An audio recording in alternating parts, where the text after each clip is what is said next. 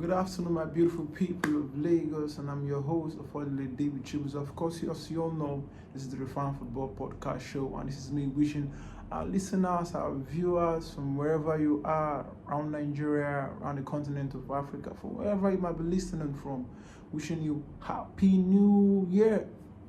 So today I've come with exciting football discussions. First, we're going to talk about the new Super Eagles coach, and then dive into the international football, club football sector.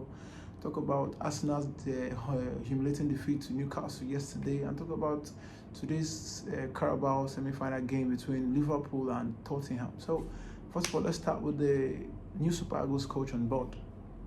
He's actually a Malian, and let's not be sentimental. Let's be very, very honest to ourselves. The coach is a baby coach in football. Yeah, a baby coach in football. Nobody ever imagined a Malian taking over the Super Eagles job. Nobody saw that coming.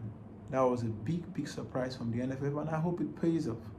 I hope it pays off. Reports making the rounds today says he might be flying into Nigeria as early as Saturday, so as to take over the Super Eagles B team that will be going for the African Football Championship coming up later this year, next month to be precise.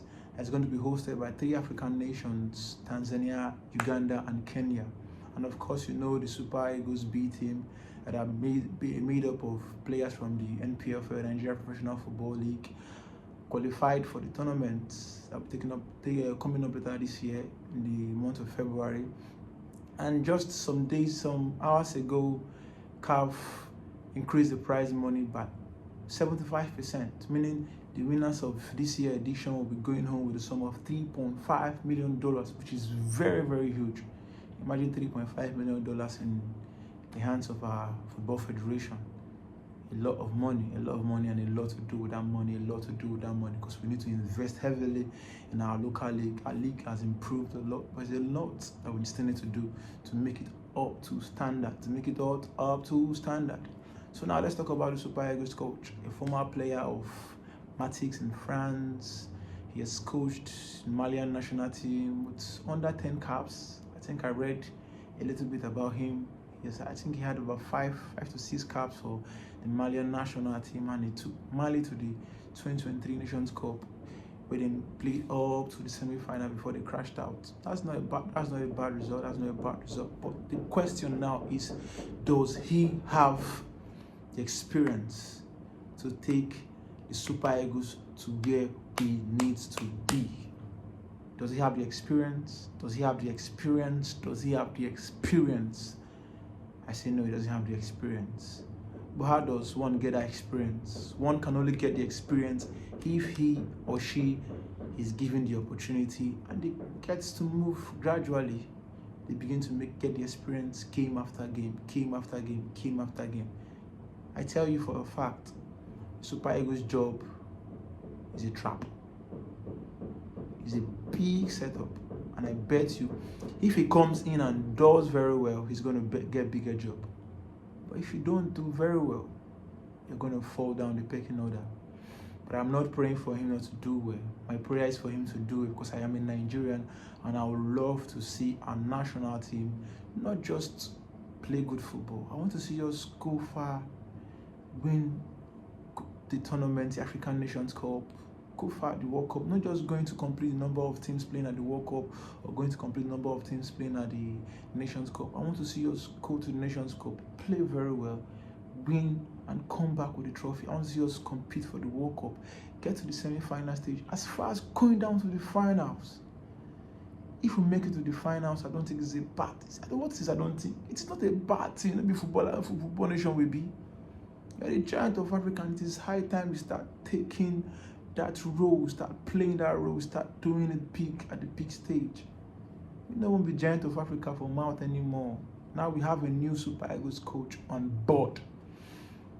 I'll tell you for a fact, the new coach is already hated by the media online, and I'm not part of that. I'm not part of those people that are hating him online because he's a Malian, because he has little experience, because he's a nobody. Yes, he's a nobody when it comes to African coaching level. But I bet you, He's young, and presently in the present Super Eagles team, we have exciting young talents. Imagine a young coach coming, doing magic with this young talent. You know how far we're going to go? Do you know who Samuel Chukwueze is in the world of football presently? Do you know who Victor Osimhen is in the world of football presently? Do you know who Alex Iwobi is in the world of football presently? Do you know who Victor Boniface is in the world of football presently? Imagine a young coach coming and he does magic with these boys. Oh, fantastic. God help us. God help our opponent to not go so far, not go here. Now, aside that, let's deviate a bit. Let's go into the international level. Club football, to be very precise. Yesterday, Arsenal played against Newcastle and they lost at home by 2-0. This Arsenal team not ready. I tell you for a fact, this Arsenal team, they are not ready.